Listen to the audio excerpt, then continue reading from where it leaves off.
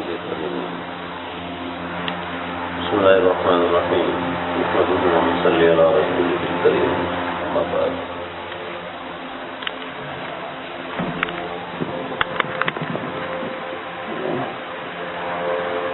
آپ صلی اللہ علیہ وسلم دنیا میں تشریف لائے، آپ کا آنا بھی دنیا میں رحمت ہے۔ آپ صلی اللہ علیہ وسلم کی زندگی رحمت ہے۔ اکبر بادشاہ ایک بار سویا ہوا تھا تو اچانک جو روشنی جل رہی تھی وہ بجھ گئی۔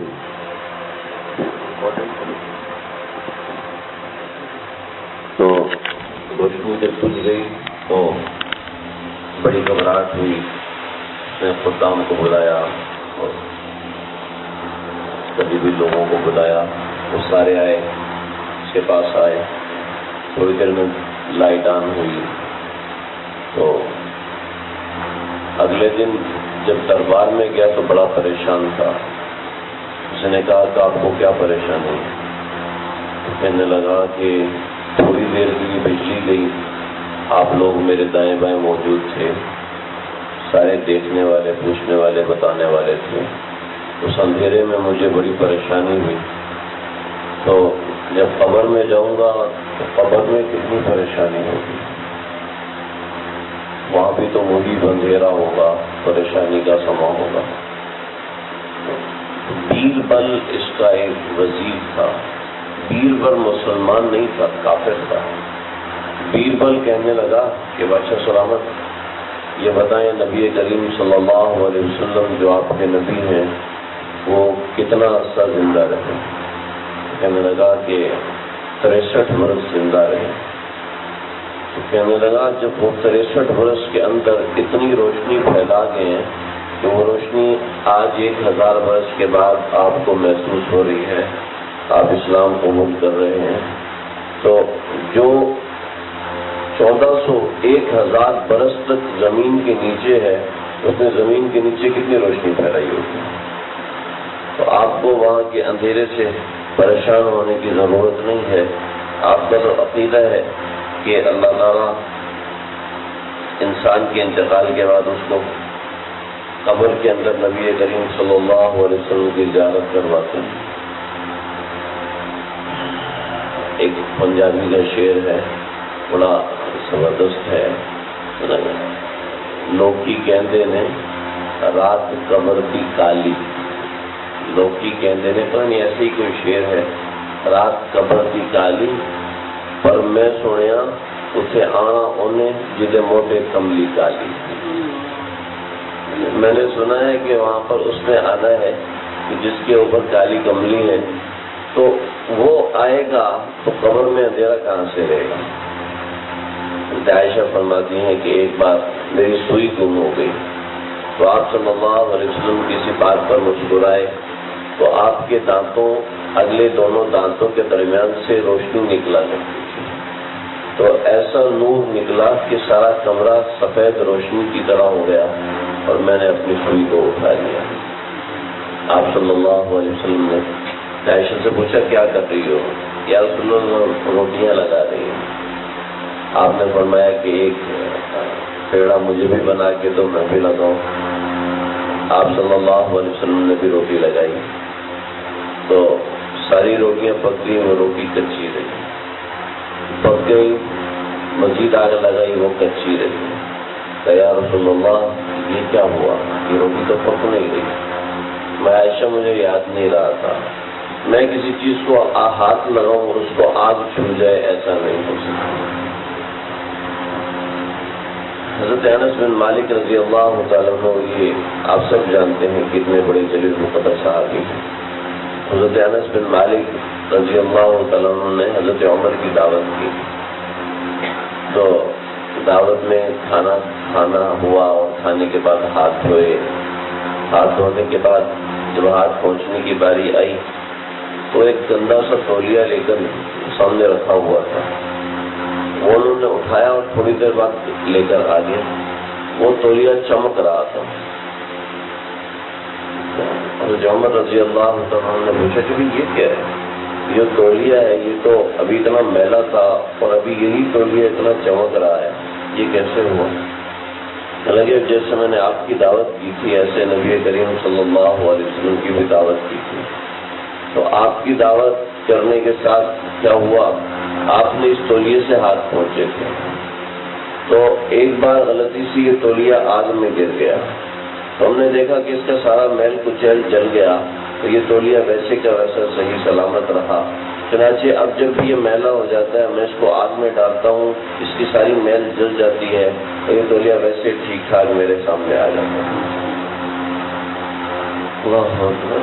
ایک صحابی تھے، ان کے سر پر آپ صلی اللہ علیہ وسلم نے ہاتھ رکھا، تو یہ سامنے کے حصے پہ ہاتھ رکھا اور فرمایا کہ اللہ تجھے تیری عمر میں برکت عطا فرمائے۔ ساری زندگی بالوں کا وہ حصہ نہیں کٹوایا کہ اس کے اوپر آپ صلی اللہ علیہ وسلم نے ہاتھ رکھا تھا۔ ایسا صحابہ کو آپ صلی اللہ علیہ وسلم سے پیار تھا۔ اللہ ہمیں بھی وہ محبت عطا فرمائے۔ آپ رحمت للعالمین سے رحمت کو پسند فرماتے تھے۔ تو یہ وہ باتیں ہیں جو ہم صرف سنتے ہیں، بیان کرتے ہیں، بس ہماری زندگی کے اندر یہ آ جائیں اور کیسے آئیں اس کے بارے میں کبھی سوچا ہی نہیں جاتا۔ ہماری اقدار، ہماری جو ویلیوز ہیں وہ تبدیل ہوتی جا رہی ہیں۔ پہلے مسلمان کی اقدار یہ تھی کہ جو عمل آپ صلی اللہ علیہ وسلم کا ہوگا وہی میں نے کرنا ہے۔ مگر یہ تو ایک لمبا قصہ ہے۔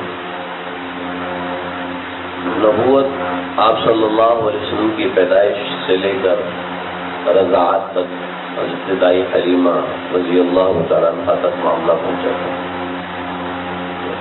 کون بھائی اب ادھر مکل پریشان بیٹھے، تو حضرت دائی حلیمہ تک معاملہ پہنچا تھا۔ حضرت دائی حلیمہ نے بہت سی برکتیں دیکھی۔ بعض دفعے دیکھا کہ آپ صلی اللہ علیہ وسلم کے اوپر آسمان سے روشنی برس رہی ہے، بعض دفعے کچھ حالات دیکھے۔ ایک مرتبہ دائی حلیمہ آپ صلی اللہ علیہ وسلم کو اوقاز کے میلے پر لے کر گئے۔ تو اوقاز میں بہت بڑا میلہ لگتا تھا۔ ہوا یہ تھا کہ آپ صلی اللہ علیہ وسلم کی عمر 2 برس ہوئی، تو وعدے کے مطابق حضرت آمنہ کے پاس لے کر گئیں، ان سے منتیں کی کہ آپ ان کو میرے پاس چھوڑ دیں۔ تو دوبارہ حضرت دائی حلیمہ کے پاس آ گئے، تو اوقاز کے میلے پر لے کر گئے۔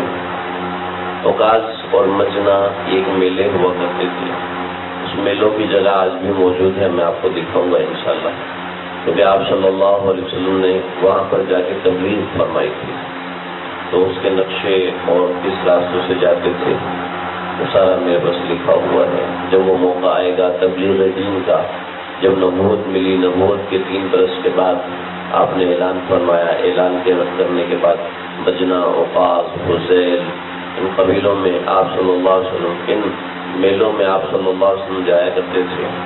یہ میلے مختلف اوقات میں لگا کرتے تھے۔ لوگ طائف اور مکہ کے درمیان کی وادی میں اوقاز کا میلہ لگا کرتا تھا، جہاں پر لوگ 20 دن گزارتے تھے۔ مہینہ ذیقعدہ کے 20 دن یہاں پر باقاعدہ گزارتے تھے۔ ان 20 دنوں میں اشعار ہوتے تھے، قصیدے ہوتے تھے، مقابلے ہوتے تھے، کشتیاں ہوتی تھی، لڑائیاں ہوتی تھیں، روایات اور قصیدے سنائے جاتے تھے۔ یہ عربوں میں روایات تھی، تو یہ سب اس میں ہوتا تھا۔ اس میں مختلف ماہرین فن بھی آیا کرتے تھے، تو اسی طریقے سے کاہنین بھی آیا کرتے تھے۔ تو کاہنین ایسے لوگ ہوا کرتے تھے جن کے پاس بڑا علم ہوا کرتا تھا۔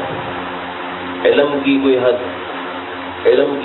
نہیں ہوتی، علم کی کوئی نہج نہیں ہوتی، علم کی کوئی ڈائریکشن نہیں ہوتی، ہر ڈائریکشن پہ علم جا سکتا ہے۔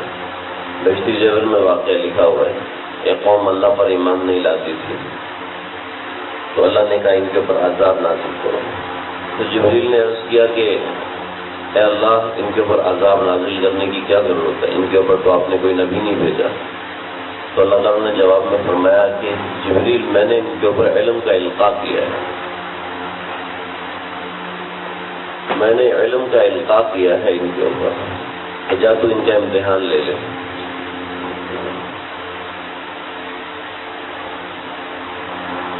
حضرت جبریل امین وہاں پر گئے تو ایک چرواہا تھا، اس چرواہے سے جا کے ملے اور جنگل کے اندر تھا وہ چرواہا. تو حضرت جبریل نے پوچھا کہ میاں تیرے پاس کوئی علم ہے؟ کہا میرے چرواہے سب سے کم علم ہوتے ہیں، لیکن میرے پاس بھی تھوڑا بہت حساب کا علم ہے. حساب لگاؤ کہ جبریل اس وقت کہاں ہوگا. اس نے حساب لگایا، کہتا آسمانوں پر نہیں. پھر حساب لگایا سمندروں پر نہیں. پھر حساب لگایا ہواؤں میں نہیں. پھر حساب لگایا تو باقی زمین میں نہیں ہے، کسی جنگل میں. پھر حساب لگایا تو دیکھا کہ جنگل کے اندر صرف 2 آدمی ہیں. تو کہنے لگا کہ جبریل ساری دنیا میں کہیں بھی نہیں ہے. معلوم ہوا کہ اس جنگل میں ہے، اور اس جنگل میں صرف 2 آدمی ہیں، اور میں اور تم ہو، اور میں تو ہوں نہیں، لہٰذا جبریل تم بھی ہو. ایسا ان کے اوپر اللہ نے علم کا القاء فرمایا تھا. تو علم کی کوئی حد نہیں ہوتی، کوئی باؤنڈری نہیں ہوتی، یہ کسی کی میراث نہیں ہوتا. تو کائنین کو اپنے علوم اور ریاضت کی وجہ سے بڑے بڑے علوم حاصل ہوا کرتے تھے. اس کی بھی تشریح کبھی بتاؤں گا کیسے کیسے علوم تھے. تو ان کے پاس ایسے علوم ہوا کرتے تھے کہ یہ کسی کو دیکھ کر اس کی قسمت کے احوال کے بارے میں بتا دیتے تھے. اس کو علم غیب نہیں کہتے تھے، اس کو مہارت و تجربہ کہتے تھے. حضرت معاویہ رضی اللہ تعالیٰ عنہ نے ایک عورت کے ساتھ شادی کی. تو جب کمرے میں گئے اس کے پاس بیٹھے تو فوراً اٹھ کے آئے، کہا میں نے اس کو طلاق دیتا ہوں.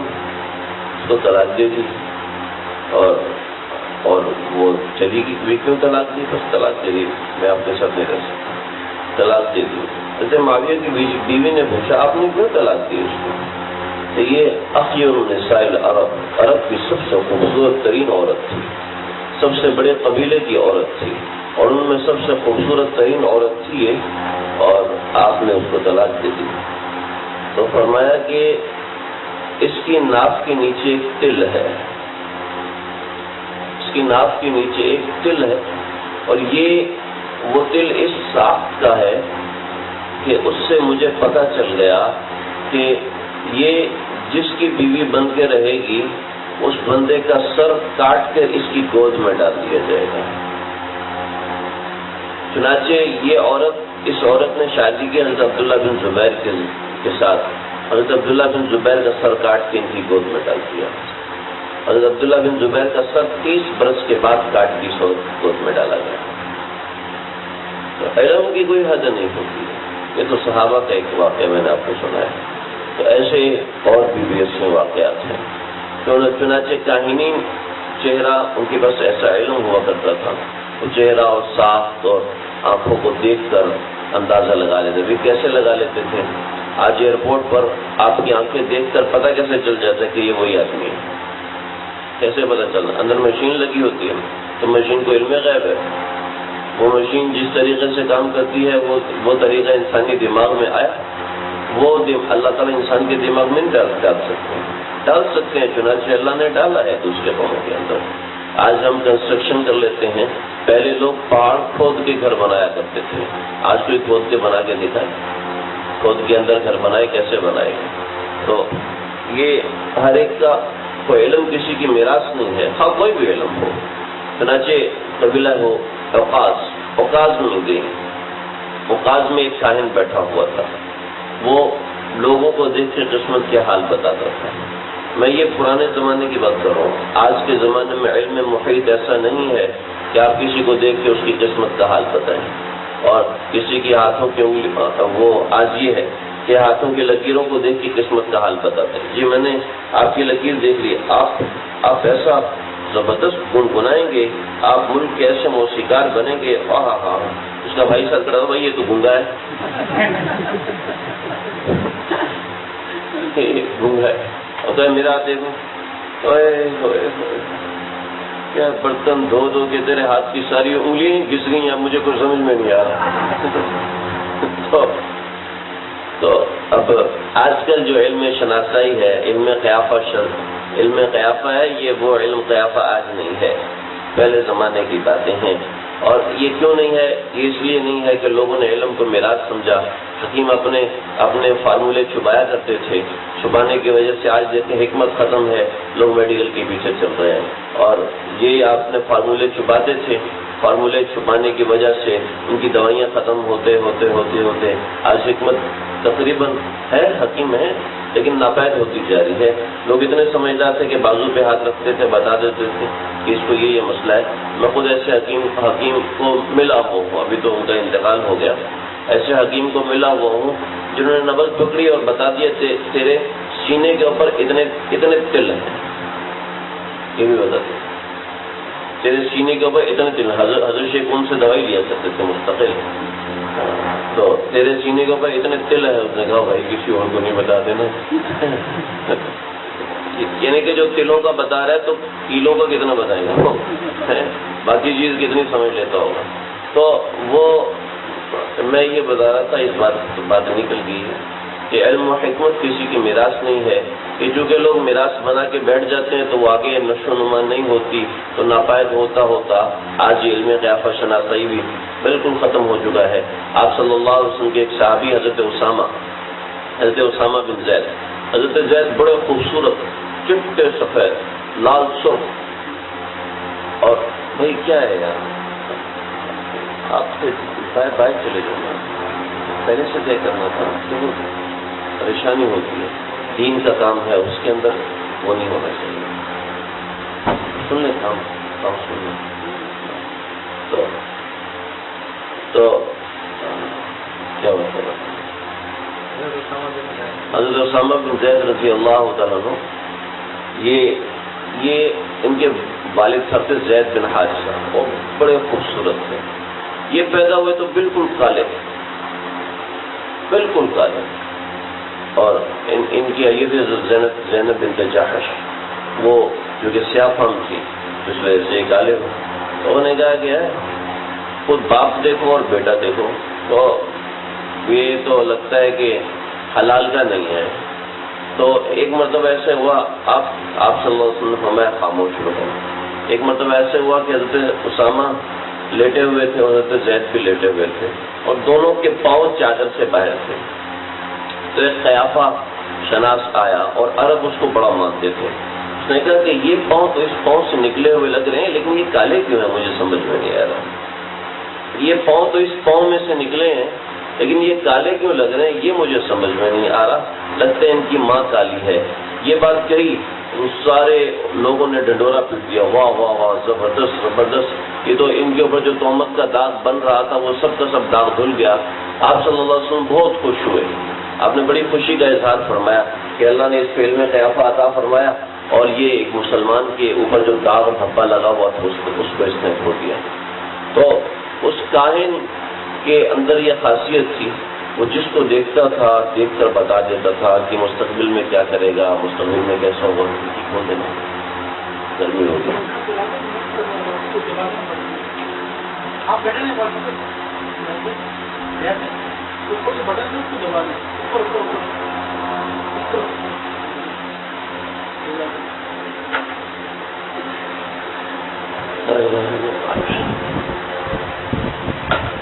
جیسے گرمیاں ہوں گی ویسے ایسے مسئلہ بھی پڑیں گے.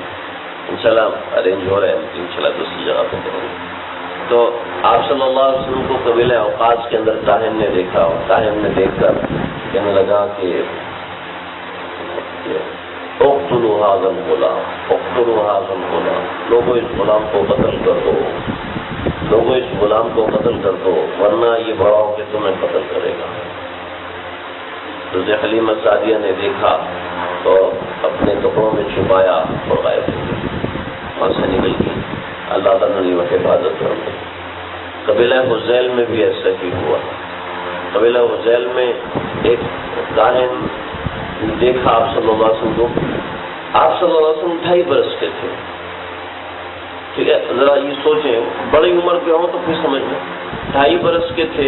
سارے لوگوں کو ہٹا کے اقتلوا هذا الصبي، اقتلوا هذا الصبي، اس بچے کو قتل کر دو ورنہ یہ تمہیں قتل کرے گا. حضرت حلیمہ سعدیہ کے پاس کوئی رستہ نہیں تھا بھاگنے کا. کیا فرمایا؟ پاگل ہو گئے، اس کو مارو، پاگل ہو گئے، اس کو مارو. آپ کو پتہ ہے کہ لوگ مردوں کے بجائے عورتوں کی بات کو زیادہ ترجیح دیتے ہیں، اور مرد جب اچھل بھی رہا ہو تو پھر اس کی بات کو ویسی اہمیت نہیں دی جاتی، تو لوگ سارے اس کے پیچھے اس کو اٹھا کے پیچھے لگا، پاگل ہو گیا، بچے کے پیچھے کیوں لگ گیا؟ حضرت حلیمہ سعدیہ اس کو آپ صلی اللہ علیہ وسلم کو لے کے نکل گئے۔ تو اس طریقے سے اللہ تعالیٰ نے نبی کریم صلی اللہ علیہ وسلم کی مختلف جگہ پر حفاظت فرمائی۔ جب آپ صلی اللہ علیہ وسلم دوبارہ واپس آئے تو حضرت حلیمہ آپ کو بڑا خیال رکھتی تھی، تو کہنے لگی کہ ان کو باہر نہیں لے کے جانا۔ مکہ کی گرمی، مکہ میں گرمی عموماً 55 سے لے کے 60 ڈگری سینٹی گریڈ تک ہوتی ہے، ٹھیک ہے؟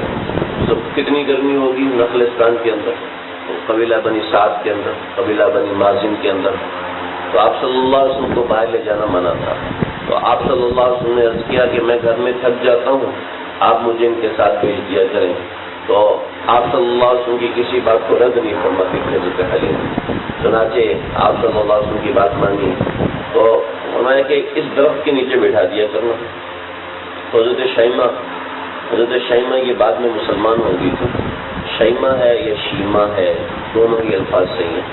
حضرت شیمہ یہ آپ صلی اللہ علیہ وسلم کی دور شریف بہن ہے، یہ آپ صلی اللہ علیہ وسلم کے پاس آئی تھی، تو آپ نے کہا، آپ صلی اللہ علیہ وسلم کو کہنے لگی یا رسول اللہ میں آپ کی بہن ہوں۔ کہا کون میری بہن؟ کہ شیمہ۔ تیرے پاس کیا نشانی ہے کہ تو شیمہ؟ تو کہنے لگی کہ آپ نے میری کمر کے اوپر دندی کاٹی تھی، آج تک اس کا نشان میری کمر پر موجود ہے، کبھی گیا نہیں ہے، آپ ہاتھ لگا کے دیکھ سکتے ہیں، آج تک وہ نشان موجود ہے۔ چنانچہ آپ فوراً اٹھے، آپ نے کہا لبیک یا امی، لبیک یا امی، لبیک یا دونوں قسم کے الفاظ ہیں کہ اے میری اماں میں حاضر، اے میری اماں میں حاضر، اے میری ماں میں حاضر۔ تو بہن کی تو ماں کیوں کہا؟ آپ صلی اللہ علیہ وسلم حضرت شیمہ کو اپنی ماں ہی کہتے تھے۔ تو شیمہ اس وقت کافی بڑی تھی، 12 برس کی تھی، آپ 2.5 برس کے تھے، تو آپ کو اٹھا کے گھومتی رہتی تھی، اور آپ کو اٹھا کے کیسے گھومتی تھی؟ دیکھا کہ غائب ہیں حضرت حلیمہ نے، شیمہ بھی غائب ہے اور آپ صلی اللہ علیہ وسلم بھی غائب ہیں۔ بڑی پریشان ہوئی، بھاگی تو دیکھا کہ دھوپ میں لے کے گھوم رہی ہے۔ کیوں قریشی کو دھوپ میں لے کے گھوم رہی ہے؟ کہا کہ اس کو گرمی نہیں لگتی، اس کو جو مرضی کر لو، اس کو گرمی لگتی نہیں، جب تک میں اس کو ساتھ رکھتی تو مجھے بھی گرمی نہیں لگتی، تو اس لیے میں اس کو اپنے ساتھ رکھتی ہوں، اس کو گرمی لگتی نہیں۔ تو حضرت حلیمہ سعدیہ نے دیکھا کہ شیمہ جہاں جہاں حضور صلی اللہ علیہ وسلم کو لے کر جا رہی ہیں تو ایک بادل کا ٹکڑا اوپر رہتا ہے اور وہ دھوپ کو نہیں لگنے دیتا، اور اس علاقے حصے میں ٹھنڈ رکھتا ہے جس حصے میں آپ صلی اللہ علیہ وسلم موجود تھے۔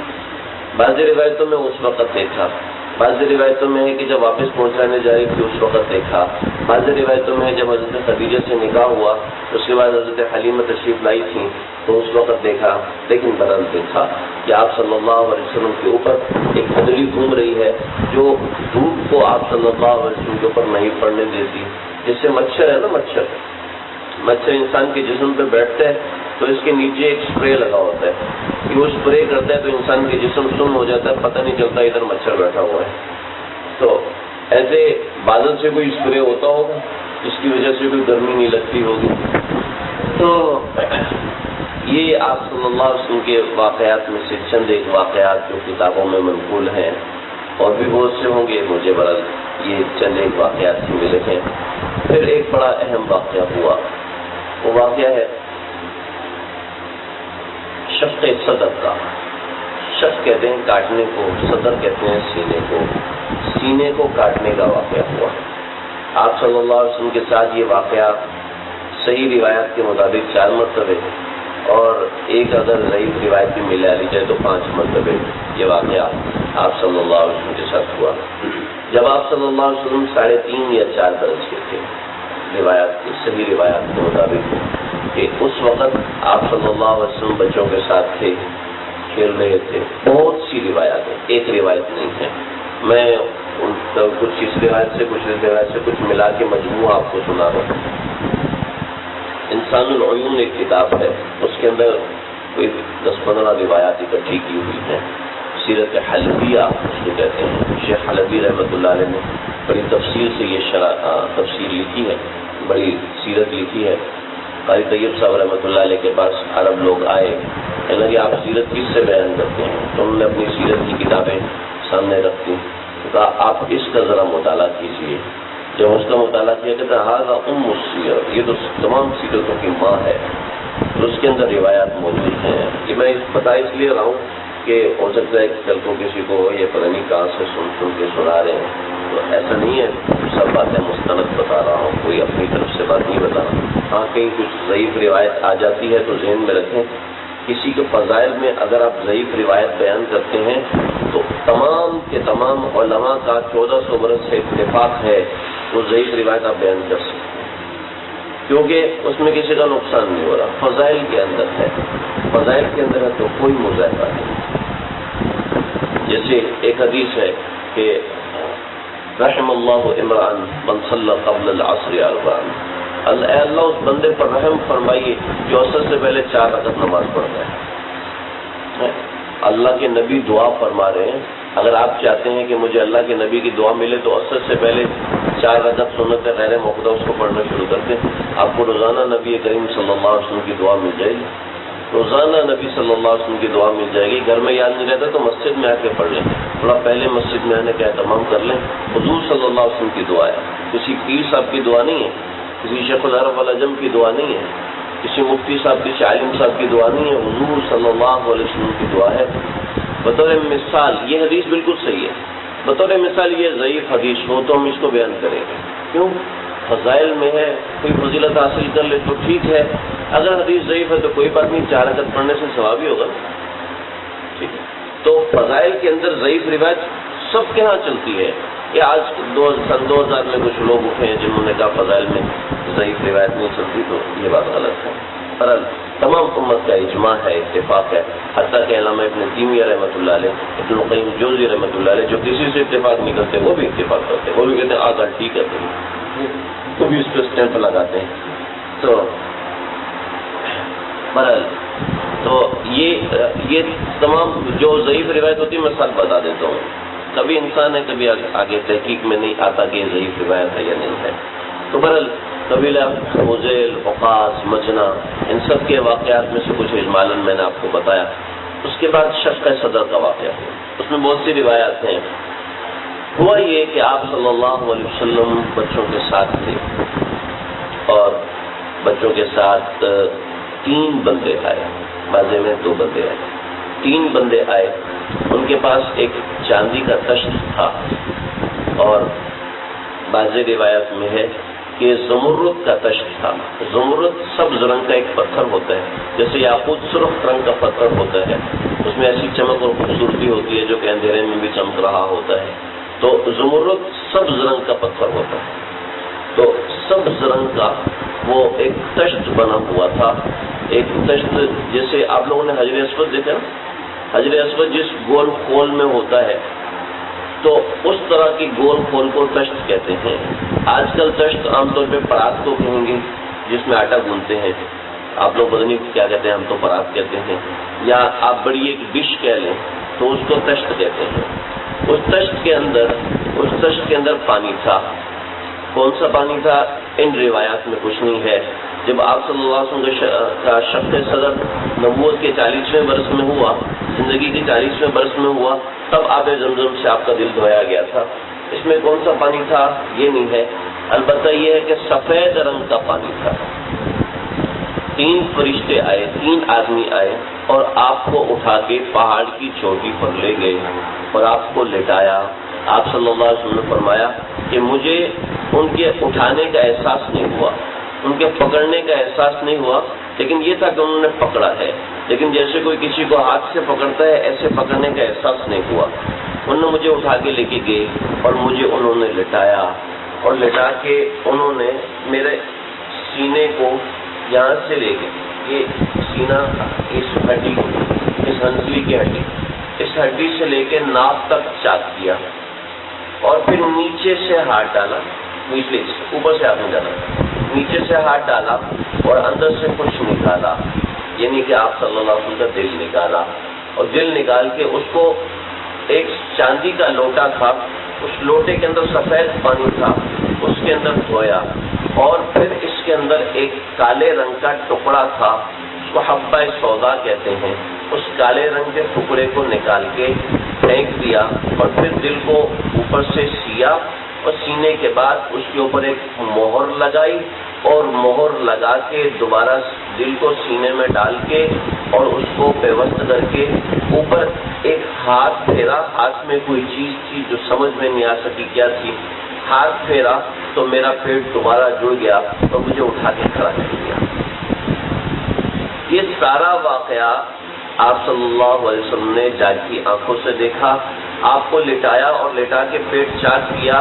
یہاں تک واقعہ شیمہ نے دیکھا. اور آپ کے جو دوسرے بھائی تھے ابو سلمہ انہوں نے بھی یہاں تک واقعہ دیکھا اور بھاگ کر حضرت حلیمہ کے پاس گئے. حضرت حلیمہ آئی اور کیا ہوا وہ میں بتاتا ہوں، لیکن یہ مختلف روایات کا مجموعہ میں نے آپ کو سنایا ہے. پھر انہوں نے ان 3 فرشتوں نے، اور صحیح جو اکثر روایات ہے اس میں 2 فرشتے ہیں اور دونوں فرشتے جبریل اور میکائیل ہیں. انہوں نے کیا کیا، انہوں نے پھر آپ صلی اللہ علیہ وسلم کو اٹھایا، پھر آپ کو تسلی دی، آپ کو تشفی دی کہ آپ گھبراؤ نہیں، کوئی مسئلے والی بات نہیں ہے، کوئی پریشانی والی بات نہیں ہے. پھر آپ کو اپنے سینے کے ساتھ چمٹایا، پھر دوبارہ چمٹایا، 3 بار چمٹایا اور پھر آپ کے سر کا آپ کی آنکھوں کے درمیان کی جو جگہ ہے اس جگہ قبل بین عینیہ کی بعض روایت ہے کہ سر کا بوسہ لیا اور آپ کو تسلی دی. وزنوا ب20. پھر آپ صلی اللہ علیہ وسلم کو کہا کہ اس امت کے 10 بندوں کا وزن لاؤ. 10 بندوں کا وزن لایا تو اس کے ساتھ آپ کو تولا تو آپ کا وزن زیادہ تھا. پھر 20 بندوں کو لایا، پھر 100 بندوں کو لایا، پھر 1000 کو لایا. پھر تیسرا فرشتہ کہنے لگا کہ اگر ساری امت سے بھی ان کو تول لو گے تو یہ سب سے زیادہ بھاری ہوں گے، لہذا ان کا وزن کرنا چھوڑ دو. چنانچہ آپ کو اس حالت میں چھوڑا. اور بعض روایات میں کچھ کلمات بھی آئے ہیں، میں وہ نوٹ کر کے لایا ہوں. کہنے لگے کہ یا حبیب اللہ لم ترع انک لم تدری ما یراد بک من الخیر لقرت عینا. اے اللہ کے حبیب لم ترع، آپ بے فکر ہو، آپ پریشان رہنا چھوڑ دو. انک لو تدری، اگر آپ کو پتہ چل جائے ما یراد بک کہ آپ سے اللہ کیا چاہتے ہیں خیر میں سے، تو آپ کی آنکھیں ٹھنڈی ہو جائیں، آپ کو جو گھبراہٹ ہے یہ ساری کی ساری گھبراہٹ ختم ہو جائے گی. اور بھی بہت سی باتیں. پھر انہوں نے یہ ایک اور روایت کی ہے، قالوا حبذا انت من یتیم ما اکرمک علی اللہ لو تعلم ما اريد بک من الخیر لقرت عینا. کہ آپ کو بڑا مبارک ہو، آپ تو یتیم ہیں لیکن اللہ تعالیٰ نے آپ کی یتیمی کو آپ کا اکرام کا باعث بنا دیا ہے، اور آپ کو پتہ ہے کہ آپ کے بارے میں کیا کیا ہے. پھر لوگ آگے اتنی دیر میں حضرت حلیمہ تو بھی آئی، بڑی فکر میں تھی، گھر کے پاس ہی تھے. ایک روایت میں ہے کہ پہاڑی پر لے گئے اور پھر پہاڑی سے نیچے اتارا. حضرت حلیمہ سعدیہ آئی تو فرشتے کہنے لگے مجھے پتہ نہیں کہ کہاں چلے گئے، لیکن میرے ساتھ جو معاملہ ہوا تھا اس سے میں گھبرا گیا تھا. بعض روایت میں ہے کہ آپ صلی اللہ علیہ وسلم مسکرا رہے تھے. مسکراہٹ کی یہ وجہ تھی کہ حضرت حلیمہ سعدیہ کو دیکھ کر اطمینان ہو گیا تھا، میرا پیٹ چاک کیا گیا اور میں ابھی بھی زندہ ہوں. تو ان کو دوبارہ زندگی کے آثار نظر آئے لوگوں کو دیکھ کر. ان کو دیکھ کر آپ کے چہرے پر تبسم آ گیا ہوگا یا اطمینان آ گیا ہوگا. حلیمہ سعدیہ نے دیکھا تو فرماتے ہیں کہ میرے سینے سے لے کے ناف تک ایسا نشان تھا جیسے کہ تسمے کا نشان ہوتا ہے. جیسے تسمہ یہاں سے ایک تو تسمہ ایسے کرتے ہیں جیسے ٹانگے ہوتے ہیں، ایک چشمہ سیدھا ہوتا ہے. تو پہلے آپ کا سینہ بالکل شفاف تھا، لیکن جب شق صدر ہوا تو اس کے بعد وہ کٹنے سے یہاں پر ایک دھاری کا نشان بن گیا. وہ اتنی اونچی تھی جتنا اونچا ایک تسمہ ہوتا تھا. تسمہ ہمارے ہاں کپڑے کا اور دھاگے کا بنتا ہے، عربوں میں تسمہ جو تھا وہ چمڑے کا بنتا تھا. یہ چمڑے کا باریک سا ٹکڑا کاٹ لیا جائے تو اس کو تسمہ کہتے تھے. تو یہ تسمے کا نشان ایک آپ صلی اللہ علیہ وسلم کے سینے مبارک پر تھا جو کہ شق صدر کی علامت ہوا کرتا تھا. تو یہ دیکھا حضرت حلیمہ سعدیہ کیا ہوا. بہت سے لوگ آ گئے، جو بچے کھیل رہے تھے سب نے اپنے گھر والوں کو بلایا. سارا قبیلہ بنی سعد یہ سارا کا سارا اکٹھا ہو گیا اور کچھ کہنے لگے کہ اس کو یہ بیمار ہو گیا ہے، کچھ نے کہا اس پہ آسیب ہو گیا ہے، کچھ نے کچھ کہا، کچھ نے کچھ کہا.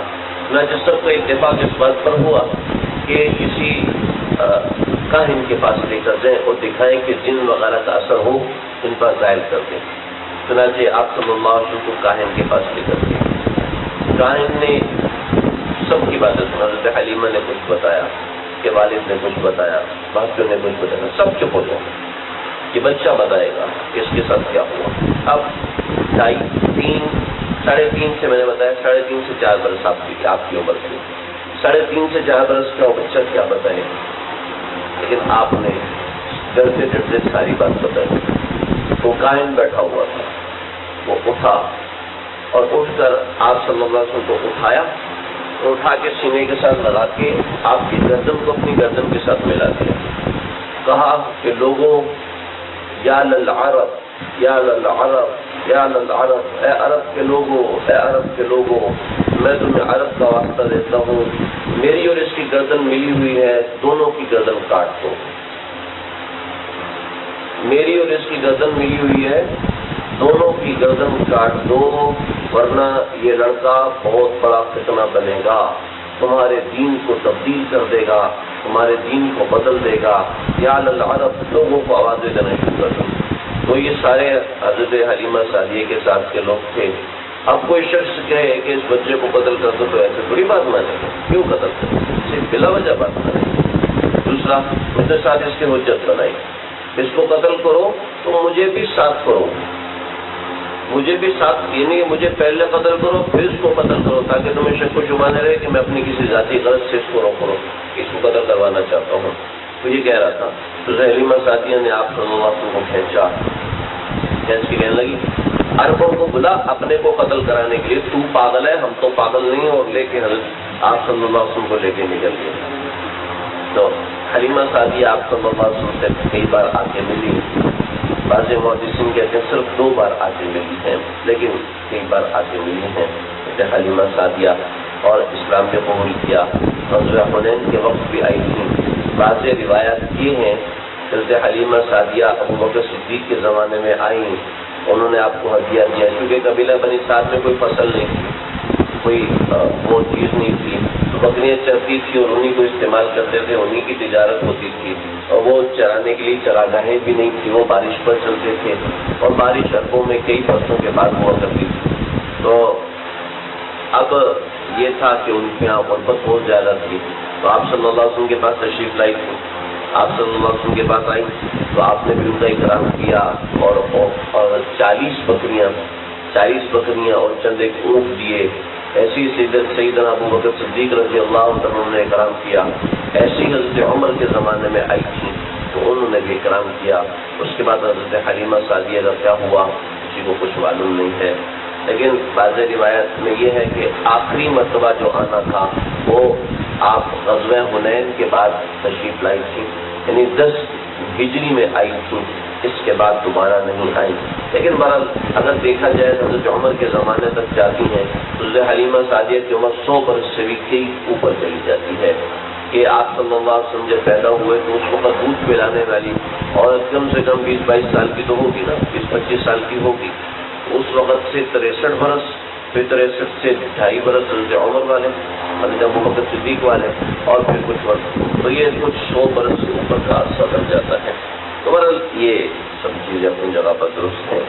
تو حلیمہ سعدیہ نے جب وہ کائن نے بھی ایسی بات کہی تو شوہر سے بات کی تو کہنے لگی کہ بھئی ہمیں لگتا ہے کہ ان کے اوپر کچھ آصیب ہے، لہٰذا ان کو واپس پہنچا دیں. چنانچہ حلیمہ سعدیہ آپ صلی اللہ علیہ وسلم کو واپس پہنچانے کے لیے نکلی. تو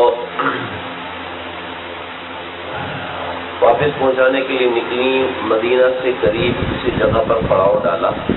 تو صبح اٹھی تو دیکھا آپ صلی اللہ علیہ وسلم موجود نہیں.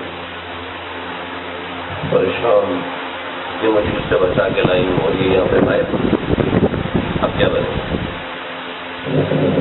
تو حضرت حلیمہ سعدیہ رضی اللہ عنہ بھاگی مکہ کی طرف. بہت ڈھونڈا، بہت ڈھونڈنے کے بعد تلاش کرتے جب دوپہر کا وقت ہو گیا تو مکہ گئی. مکہ پہنچی تو حضرت عبد المطلب کو کا دروازہ کھٹکھٹایا. کبھی کیا ہوا تاکہ محمد غائب ہو محمد مل نہیں رہے، بڑی پریشانی ہے. تو عبد المطلب بڑے پریشان ہوئے، دوڑے مکہ حرم میں پہنچے، حرم میں کعبۃ اللہ کے غلاف کو پکڑ کے اللہ سے دعا کی، یا رب ردی ولدی محمدا ارددہ ربی واصطنع عند عندی یدا، اے اللہ میں اپنے دونوں ہاتھ پھیلاتا ہوں، آپ محمد کو مجھے واپس کر دیجیے. تو ابھی یہ دعا مانگ رہے تھے کہ آسمان سے آواز آنا شروع،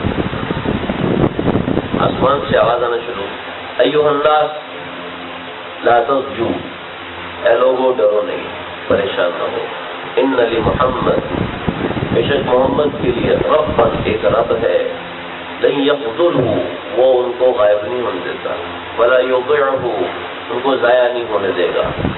تو عبد المطلب نے جب آواز سنی کہ آسمان سے آ رہی ہے تو کہنے لگے کہ من لنا بھی، کہاں ہے، کدھر، ہمیں کہاں ملے گا، آپ نے اگر اس کو ضائع نہیں ہونے دیا تو وہ کہاں ہے. انہ بواد تہامہ، وہ وادی تہامہ کے پاس ہے، عند الشجر الیمنی، یہ ایک شجر یمنی کا درخت ہے جو ان کے پاس ہے. عبد المطلب بیٹھے اور وہاں گھوڑے پر بیٹھے اور دوڑے. اب دو روایات ہیں، دونوں ہی صحیح ہیں. ایک روایت یہ ہے کہ شجر یمنی کے پاس پہنچے تو دیکھا کہ آپ صلی اللہ علیہ وسلم پریشان کھڑے ہیں. آپ نے پوچھا کہ من انت یا غلام، لڑکے تو کون ہے؟ کہنے لگے انا محمد بن عبداللہ بن عبد المطلب. تو گھوڑے سے چھلاں لگائی، کہہ رہے ہیں انا جدک عبد المطلب، میں آپ کا دادا عبد المطلب ہوں. ان کو اٹھایا اور گھوڑے پر بٹھایا. گھوڑے پر جو جگہ تھی تو عبد المطلب آگے بیٹھے، آپ صلی اللہ علیہ وسلم کو پیچھے بٹھایا، اونٹ کے اوپر. تو اونٹ پہ پیچھے بٹھایا، اونٹ کے اوپر دو کجاوے بنے ہوئے تھے، دو سیٹیں بنی ہوئی ہوتی تھی ایسے کر کے، یوں کر کے. بھائی سیٹ تو صرف پیچھے ہوتی ہے، آگے نہیں ہوتی. وہ سیٹ ہوتی تھی آگے بھی اور پیچھے بھی، آگے پکڑ لیتے تھے اور پیچھے ٹیک لگاتے تھے. تو ایسے دو سیٹیں، ان کو کجاوا کہتے تھے. تو آپ صلی اللہ علیہ وسلم کو پیچھے بٹھایا اور پیچھے بٹھا کے چلنے لگے تو اونٹنی اٹھائی نہیں. اونٹنی بڑی پریشان ہوئی اور وہ بڑے پریشان ہوئے کہ اونٹنی اٹھ کیوں نہیں تھی. تو اب پھر آپ صلی اللہ علیہ وسلم کو آگے بٹھایا، آپ کو آگے بٹھایا. بٹھانے کے بعد جب خود بیٹھے تو اونٹنی فوراً اٹھ کے چلنے کو تیار ہو، ایسے چلی اور اسی وقت مکہ پہنچی. ایک روایت ہے. دوسری روایت یہ کہ سارے عربوں کو خیال تھا عبد المطلب کا پوتا، تو ابو جہل بھی بھاگا. ابو جہل وہاں بھاگ کے وہاں پہنچا، دیکھا کہ آپ صلی اللہ علیہ وسلم ایک شجر یہودی کے پاس بیٹھے. تو ابو جہل کے ساتھ یہ واقعہ ہوا. بعض میں ہے عبد المطلب کے ساتھ یہ واقعہ ہوا اور بعض میں ہے کہ ابو جہل کے ساتھ یہ واقعہ ہوا. یعنی کہ اس نے پیچھے بٹھایا تو آپ تو اٹھنے کے چلنے کو تیار نہیں تھی کہ جہل آگے ہو اور محمد پیچھے ہو، ایسا کیسے ہو سکتا ہے. تو آپ کو آگے بٹھایا تو وہ بھی چلنا شروع ہوگی. جب عبد المطلب سے ملے تو کہا یہ لو اپنا بیٹا، اور یہ دیکھو اس کی شان کیسی ہے، اس کو پیچھے بٹھاؤ تو اونٹنی چلتی نہیں ہے، اس کو آگے بٹھانا پڑے گا. تو جب یہ اونٹنی چلے تو یہ یہاں تک آپ صلی اللہ علیہ وسلم دوبارہ جو ہے مکہ شریف واپس پہنچ گئے. اپنی والدہ محترمہ حضرت آمنہ کے پاس آپ پہنچ گئے اور عبد المطلب کی حالت میں تھے. اس کے بعد جو واقعات ہوئے تھے اللہ تعالیٰ سے عمل کرنے کی توفیق. ایک مسئلہ رہ گیا کہ آپ صلی اللہ علیہ وسلم جب شق صدر ہوا تھا تو اس وقت شق صدر میں آپ کے سینے پر ایک مہر لگائی تھی، دل پر ایک مہر لگائی تھی. تو اس مہر کے بارے میں سیر نگار یہ فرماتے ہیں یہ مہر نبوت تھی. دوسری طرف آپ لوگوں نے سنا ہے کہ جب آپ پیدا ہوئے تو آپ کے دونوں کندھوں کے درمیان ایک گوشت کا لوتھڑا جو کہ انڈے کی بقدر تھا، ابھرا ہوا تھا اور اس کے اوپر کچھ بال تھے، یہ مہر نبوت تھی. اور اسی کو دیکھ کے یہودیوں کے علماء کو بےہوشی تاری ہوئی، بےہوشی ہوئی. بہت سے یہودی علماء نے خاص طور پر آپ کی مہر نبوت کو دیکھا، اس کو بوسہ دیا، اس کے اوپر اپنے پیشانی رکھی اور چلے گئے. بہت سے اسی کو دیکھ کر متنفر ہو کے آپ کو قتل کرنے کے طرفے ہوئے. تو اب یہ کیا ہے، بات یہ ہے اگر دونوں میں جوڑا جائے، جوڑنے کا مطلب ہے تدقیق کی جائے، تو یہ ہے کہ مہر نبوت تو اصل دل پر ہوتی ہے، لیکن کمر کے درمیان اس کا کچھ اثر ہوتا ہے کہ وہ مہر تھی اور اس کی جڑیں یہاں پر نکلی ہوئی تھی، لیکن اس تدبیر کو علماء نے نہیں مانا، بلکہ مہر نبوت کو یہیں پر تصور کیا ہے کہ مہر نبوت آپ صلی اللہ علیہ وسلم کی یہاں پر تھی۔ دوسرا جو شق قلب ہوا ہے، آپ دیکھتے ہیں جن کا بائی پاس ہوتا ہے یا دل کا آپریشن ہوتا ہے ان کے سینے پر ایک نشان لگا ہوتا ہے، ایسے تمام انبیاء کا شق صدر ہوا ہے، شق صدر تمام انبیاء کا ہوا، لیکن دلوں کو صرف اوپر سے دھویا گیا، اندر سے دل صرف نبی کریم صلی اللہ علیہ وسلم کا دھویا گیا۔ آپ سورہ بقرہ کے اندر ہمارے یہ قصہ گزرا ہے اور غالباً سورہ یوسف میں بھی آئے گا یہ قصہ، اور میں اس کو تھوڑا سا تفصیل سے بتا دیتا ہوں تاکہ بات سمجھ میں آ جائے۔ حضرت موسیٰ علیہ السلام جو تھے، تابوت سکینہ کے نام سے آپ قرآن مجید میں چند ایک آیات کو پڑھیں گے، کئی جگہوں پر، ایک دو جگہوں پر ذکر ہے، کئی جگہوں پر نہیں، تو تابوت سکینہ کا ذکر ہے۔ تابوت سکینہ کا مطلب وہ سکینہ جو حضرت حسین کے اس میں اس کا تابوت نہیں ہے، سمجھ رہے ہیں؟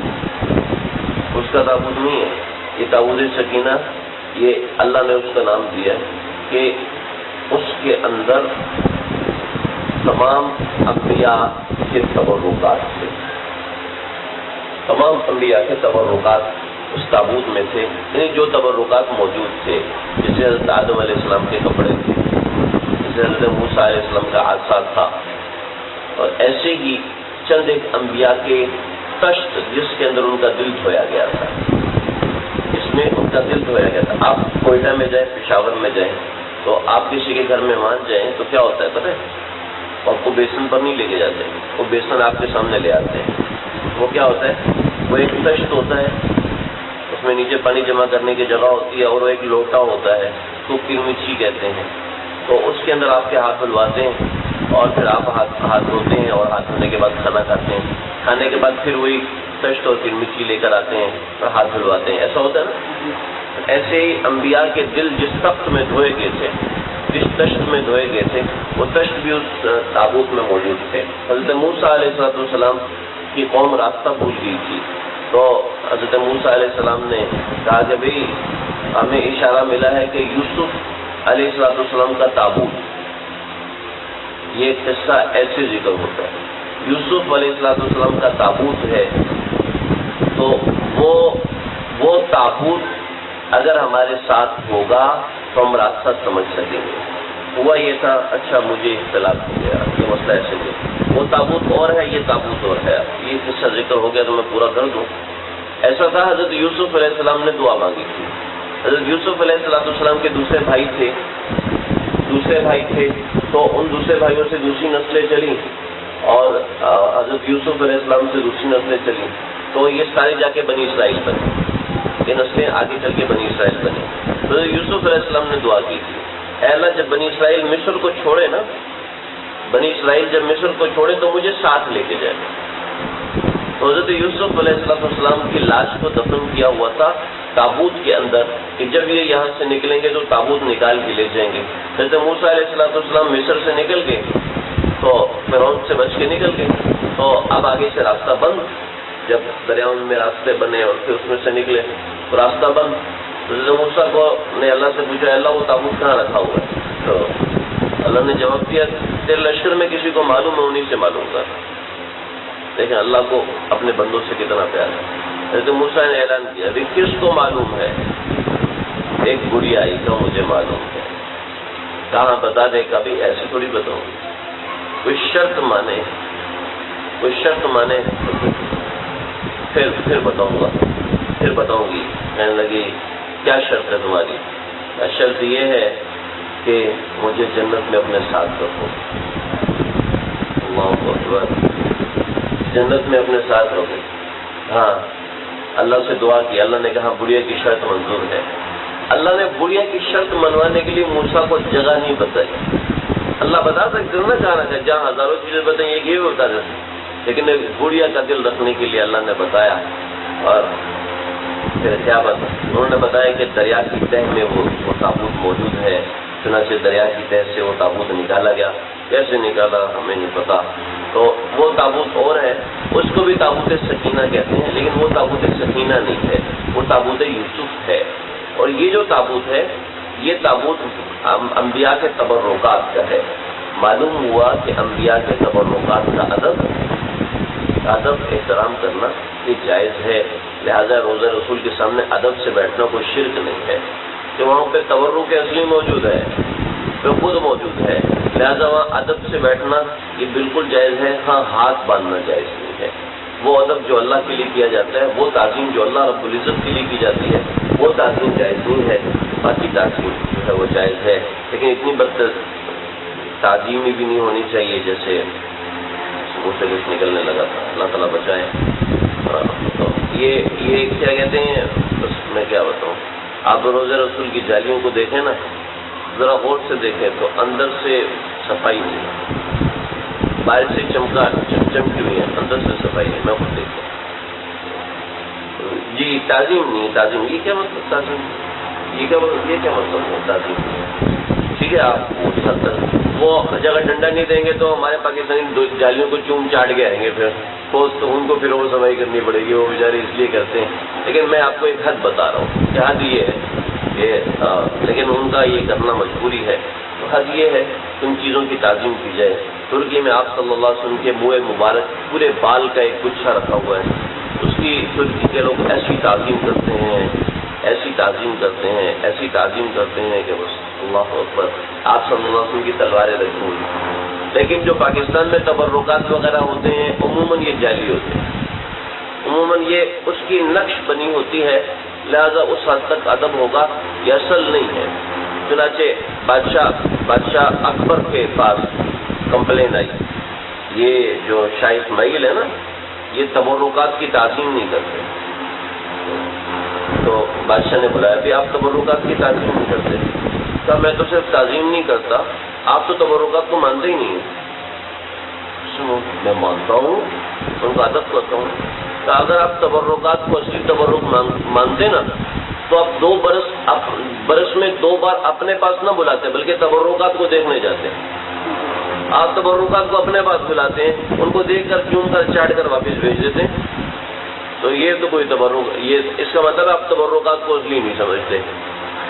اور ایک بات، دوسری بات یہ ہے کہ قرآن ہے اور حدیث ہے، اس کا تعلق براہ راست نبی کریم صلی اللہ علیہ وسلم کے ساتھ ہے، اور کپڑوں کا تعلق آپ کے جسم کے ساتھ ہے۔